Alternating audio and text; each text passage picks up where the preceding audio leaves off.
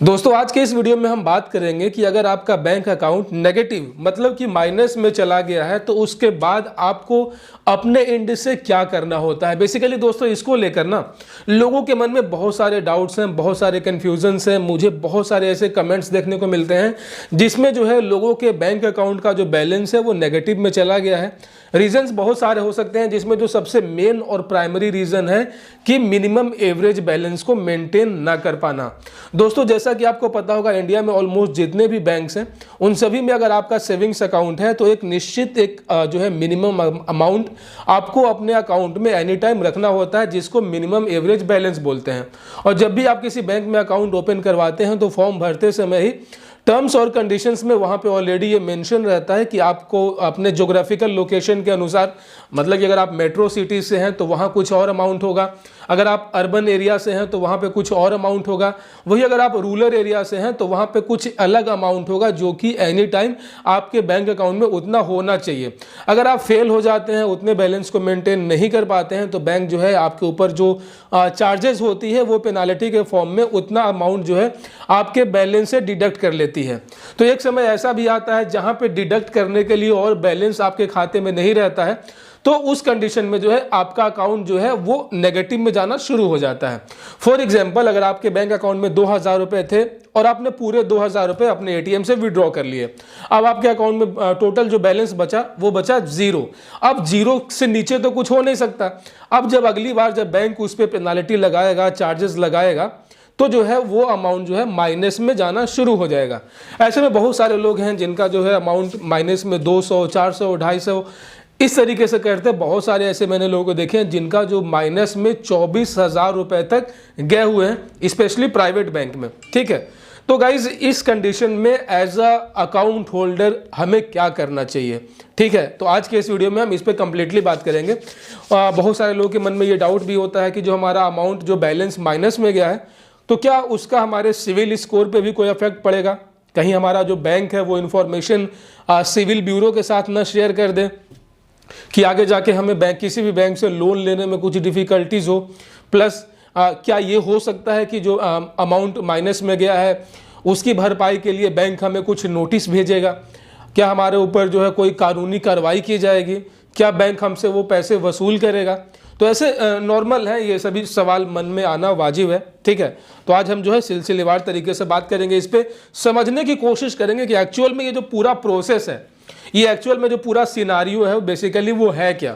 ठीक है, तो गाइज देखो, आपका जो किसी भी बैंक में अकाउंट हो, आपका जैसे ही आपका अकाउंट ओपन हो जाता है, और आप जानते हैं कि आजकल जो जमाना है डिजिटल बैंकिंग का है, सारा जो बैंक का अपना एक सिस्टम है जिसको बोलते हैं CBS, मतलब कि कोर बैंकिंग सॉल्यूशन। ये उनका एक स्पेशल सॉफ्टवेयर होता है बैंक का, जो जिसमें जो है उस सॉफ्टवेयर के थ्रू सभी अकाउंट्स को हैंडल किए जाते हैं।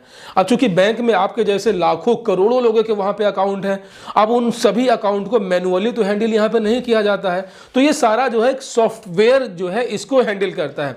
जैसे कि अगर आपने जो है रिलायंस जियो का सिम खरीदा, ठीक है, आपने अपना आधार कार्ड दिया, आपका एक जियो नंबर अलॉट हो गया, तो ये क्या हुआ, आपका जो ये नंबर है ये सीधे जो है रिलायंस जियो के डेटाबेस में उनका जो अपना एक सॉफ्टवेयर है उसमें रजिस्टर्ड हो गया कि अगली बार जब आप रिचार्ज करवाएंगे तो आपको इतना वैलिडिटी मिलेगा, जब आपका वैलिडिटी खत्म होगा तो आपकी इनकमिंग बंद हो जाएगी।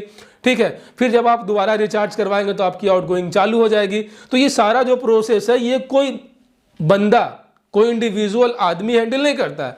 आपके रिलायंस जियो में जो नंबर से रिलेटेड जो भी इश्यूज है, अब ये जियो के चेयरमैन तो अंबानी तो हैंडल करते नहीं है, ये सारा कुछ कौन करता है, सॉफ्टवेयर। जैसे ही आपका बैलेंस खत्म हुआ तो डायरेक्टली जो है आपका इनकमिंग बंद कर दिया जाता है। यहाँ पे किसी रिलायंस के किसी कर्मचारी को तो पता भी नहीं होता कि आपका अमाउंट जो है वो खत्म हो चुका है, बैलेंस खत्म हो चुका है। ये उनका सॉफ्टवेयर है जो ये डिटेक्ट कर लेता है कि इस पर्टिकुलर नंबर का बैलेंस खत्म हो गया है, तो उसका इनकमिंग बंद कर दो। तो ठीक दोस्तों, ये मैंने एग्जांपल इसीलिए दिया ताकि आप चीज़ों को समझ पाएं। तो बैंकिंग में भी कुछ ऐसे ही होता है गाइस, जहाँ पे क्या है कि जैसे ही आपका जो कह सकते हैं कि एक फिक्स अमाउंट अगर आपके बैलेंस में उस मंथ के एंड में, उस क्वार्टर के एंड में नहीं रहता है, तो उसका सॉफ्टवेयर जो है उस बैंक का पर्टिकुलर वो उसको डिडक्ट कर लेता है, डिटेक्ट कर लेता है कि यार इस बंदे ने जो टर्म्स और कंडीशंस थी उसको फॉलो नहीं किया, इतना बैलेंस नहीं रहा, तो उनका जो सॉफ्टवेयर में जो फीड है, जो उनका मिनिमम बैलेंस मेंटेन ना करने का जो एक अमाउंट जो वहाँ पे सेट किया गया है, वो ऑटोमेटिकली आपके अकाउंट से उतना पैसा डिडक्ट कर लेता है। मान लेते हैं कि जो फाइन है, जो पेनाल्टी है वो 300 रुपये है और आपके अकाउंट में 500 रुपये जमा है, तो क्या होगा कि उन 500 रुपये में से 300 रुपये ऑटोमेटिकली सॉफ्टवेयर काट लेगा और आपका जो बैलेंस बचेगा वो 200 बचेगा। वही अगर आपका अमाउंट पहले से ही जीरो है तो उस सॉफ्टवेयर को तो ये पता नहीं है कि आपका अमाउंट बैलेंस जो है जीरो है, वो क्या करेगा, मिनिमम बैलेंस मेंटेन नहीं है तो आपका उतना वो माइनस कर देगा। तो इसका रिजल्ट क्या होगा कि आपका जो बैलेंस है वो -300 चला जाएगा। तो यहाँ से एक बात ये क्लियर हो चुका है कि यहाँ पे मैनुअली कोई काम नहीं होता है। इवन बैंक के स्टाफ को, बैंक का जो भी मैनेजमेंट है उसको इस बात का जानकारी भी नहीं होता है कि आपके अकाउंट में बैलेंस इतना नहीं है। ठीक है, ये सारा काम सॉफ्टवेयर का है। तो यहाँ से ये प्रूफ हो गया कि अब जो है इसके लिए आपको कोई नोटिस नहीं आएगा। ये बैंक ऑटोमेटिक सिस्टम है। आप अगर जैसे कि 1 महीने का 300 रुपये कटे, अगर आप पूरे साल भर अगर आप बैलेंस मेंटेन नहीं करोगे तो 300 रुपये करके 12 महीने 3600 रुपये माइनस में चले जाएंगे और ये सिलसिला चलता ही रहेगा जब तक कि आपका अमाउंट जो है, आपका अकाउंट जो है फ्रीज ना हो जाए, आपका जो अकाउंट है वो परमानेंटली क्लोज ना हो जाए।